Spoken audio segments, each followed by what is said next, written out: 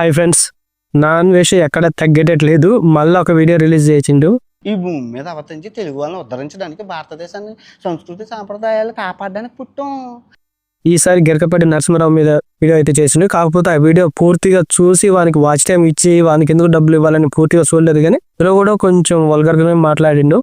So ఏజుడు కూడా గట్టిగానే తలుక్కున్నాడు. ఒక అమ్మకి అబ్బకి పుట్టుంటే ముందు నాతో పెట్టుకొని తర్వాత నా ఫ్యామిలీ జోలికి రా.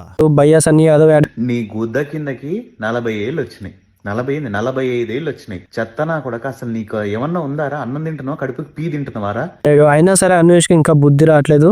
ఇంకా అవే బూతులు మాట్లాడుతున్నాడు. ఏజుడు అయితే గట్టిగానే తలుక్కున్నాడు. ఒక అమ్మకి అబ్బకి పుట్టి ఉంటే ముందు నాతో పెట్టుకో, ఆ తర్వాత నా ఫ్యామిలీ జోలికి రా అన్నట్లుగా గట్టిగానే వార్నింగ్ ఇచ్చాడు. దానికి అన్వేష్ కూడా నీ తమ్ముడి మీద వీడియో చేస్తానట్టు. ఎక్కడున్నా మీ తమ్ముడు ఇప్పుడు చిన్నపిల్లలు రేపు కేసులు అయ్యాడు.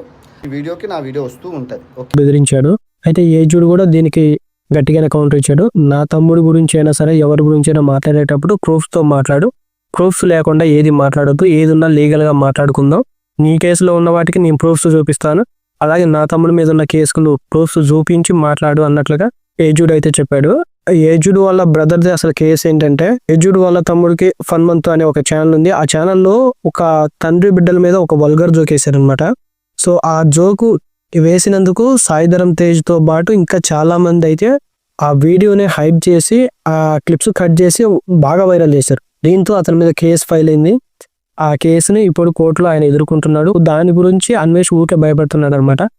బట్ భయపడటానికి అందులో ఏమీ లేదు. అగర్ జోక్కి ఆయన మీద కేసు అయితే రిజిస్టర్ అయింది. అది కూడా చాలా గలీజ్గా మాట్లాడాలండి.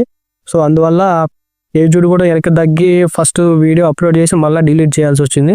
కానీ ఆ తర్వాత మళ్ళీ ఎందుకో మళ్ళీ వీడియో అప్లోడ్ చేసి ఆ తర్వాత మళ్ళీ వెంటనే సెకండ్ పార్ట్ కూడా దించాడు. ఈసారి సెకండ్ పార్ట్లో ఇంకా గట్టిగా వేసుకున్నాడు. ఈసారి సజ్జనారాయణ కూడా రిక్వెస్ట్ చేశాడు అనమాట. సో ఐబొమ్మ రవి మీద ఎలాగైతే మీరు ప్రెస్ మీట్ పెట్టి ఎలాగైతే మీరు పట్టుకున్నారో అలాగే అన్వేష్ మీద కూడా ఒక ప్రెస్ మీట్ పెట్టి అన్వేష్ని ఎక్కడున్నా సరే రండి ఇండియాకి అన్నట్లుగా సజ్జనారాయణ కూడా రిక్వెస్ట్ చేశాడు అనమాట ఏజుడు. ఇష్యూలోకి భయ్యా సన్నీ యాదవ్ కూడా వచ్చాడు. భయ్యా సన్నీ యాదవ్ కూడా గట్టిగానే కలుపుకున్నాడు. ఒకవైపు ఏజుడు, ఒకవైపు భయ్యా సన్నీ యాదవ్. సో వీళ్ళిద్దరి మధ్య ఇప్పుడు అన్వేష్ అయితే నలిగిపోతున్నాడు. అయినా సరే వాడికి ఇంకా బుద్ధి రావట్లేదు. మళ్ళా వీడియోల మీద వీడియోలు అయితే వదులుతూనే ఉన్నాడు. హిందువులు కూడా కొన్ని చోట్ల కేసులు అయితే పెట్టారు. పంజాగుట్టలో కరాటే కళ్యాణ్ గారు కూడా ఒక కేసు అయితే ఫైల్ చేశారు. వీళ్ళతో పాటు రాడ్ రోస్ట్ అనే యూట్యూబ్ ఛానల్ కూడా అన్వేష్ తో కాల్ మాట్లాడి రికార్డు చేసి దాన్ని కూడా ఆ క్లిప్లు అయితే యూట్యూబ్ లో పెట్టాడు అనమాట. సో అందులో హిందువుల్ని సనాతన ధర్మం గురించి చాలా నీచంగా మాట్లాడాడు అనమాట. నాకు కంటెంట్ కావాలంటే ఎవరు దొరకట్లేదు, ఎవరిని దొరుకున్నా కానీ 2-3 రోజుల్లో అయిపోతున్నారు. నాకు కంటెంట్ కావాలి, నాకు ఒక 40 రోజుల వరకు కంటెంట్ కావాలంటే ఎవడన్నా గట్టి వాడిని చూసి తలుకోవాలి, రచ్చగొట్టి వీడియోస్ చేపించాలి అన్నట్లుగా అయితే మాట్లాడాడు అనమాట.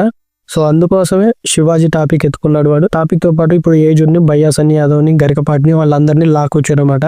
కానీ ఈ ఇష్యూలో నాన్ వేష్కే ఎక్కువ లాస్ అయితే జరిగిందనమాట. రోజుకి లక్షల ఫాలోవర్స్ తగ్గిపోతున్నారు ఇన్స్టాలో కానీ యూట్యూబ్ లో కానీ. అయితే ఇంతకు ముందు సజ్జనార్ తోటి అన్వేష్ అయితే ఒక కాల్ మాట్లాడాడు అనమాట, వీడియో కాల్. ఆ వీడియో కాల్ కూడా ఇప్పుడు వైరల్ చేస్తున్నారు అనమాట. ఆ కాల్లో కూడా అది మీరు పెళ్లి చేసుకోరా అని అడిగిన దానికి పెళ్లి చేసుకుంటే ఒకటే ఉంటది, అదే పెళ్లి చేసుకోకుండా ఉంటే రోజుకు ఒక పిచ్చి దొరికిద్ది, ఎన్ని ఆటలైనా ఆడొచ్చు, ఎంతమందితో నేను పడుకోవచ్చు అన్న రేంజ్ లో మాట్లాడనమాట. ఆ మాట విని కూడా సజ్జనార్ గారు సైలెంట్ గా ఉన్నారు, నవ్వాడు కూడా. ఇప్పుడు అదే సజ్జనారు ఈ కేసును కొంచెం సీరియస్ గా తీసుకున్నట్టయితే అనిపిస్తుంది. అన్వేష్ గారు హిందువులపై ఎలాంటి కామెంట్స్ చేశాడో ఆ కామెంట్స్ కు బాగా సీరియస్ గా అయితే తీసుకున్నారు. సో అన్వేష్ అయితే ఇండియాకి రప్పించే ప్రయత్నం అయితే చేస్తున్నారు. కానీ వాడు ఎక్కడ దొరకడు నాకు తెలిసి. అయితే రావణ్ ఫర్ యూ ఛానల్ కూడా గంటకు ఒక వీడియో అయితే వదులుతున్నారు అన్వేష్ మీద. కానీ వీళ్ళు ఎంత ముత్తుకున్నా వాళ్ళ వ్యూస్ పెంచుకోవడానికి, వాళ్ళ సబ్స్క్రైబర్లు పెంచుకోవడానికి, వాళ్ళ వాచ్ టైం పెంచుకోవడానికి తప్ప వాడిని తీసుకొచ్చేది లేదు, వానికి శిక్ష పడేది అయితే లేదు. ఏజుడు గారు డైరెక్ట్ గా వాడిని చెప్పేశాడు అనమాట, నువ్వు వస్తానంటే నేను ఫ్లైట్ టికెట్ నేనే వేస్తా, బిజినెస్ క్లాస్ లో వేస్తా, ఎయిర్పోర్ట్ కు ఒక టొయోటా కార్ పంపిస్తా, అక్కడ నుంచి డైరెక్ట్ గా వెళ్ళి పంజాగుట్లో వెళ్ళి అక్కడ ఉన్న FIR ని ఎదుర్కోమంటూ సలహా కూడా ఇచ్చారు. అయినా సరే వాడు అన్వేష్ అయితే ఏజుడిని ఇంకా బెదిరిస్తూనే ఉన్నాడు. నీ తమ్ముడి మీద ఈ రోజు 5 గంటలకల్లా ఒక వీడియో చేస్తా అన్నట్లయితే బెదిరించాడు. అది భయ్యా ప్రస్తుతానికైతే అన్వేష్ లాగుతూనే ఉన్నాడు. దాన్ని అయితే ఫుల్ స్టాప్ పెట్టట్లేదు. వాడు కంటెంట్ కోసం అనుకుంటా పెంచుకుంటూ పోతున్నాడు. ఎక్కడ నోటి దోలైతే తగ్గించుకోవట్లేదు.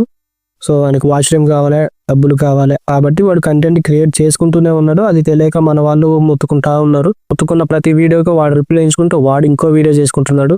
అలా చేసుకుంటూ వాడైతే డబ్బులు సంపాదించుకుంటున్నాడు. మొత్తుకొని మన నోర్లు అయితే పోతున్నాయి కానీ వాడైతే దొరకట్లేదు.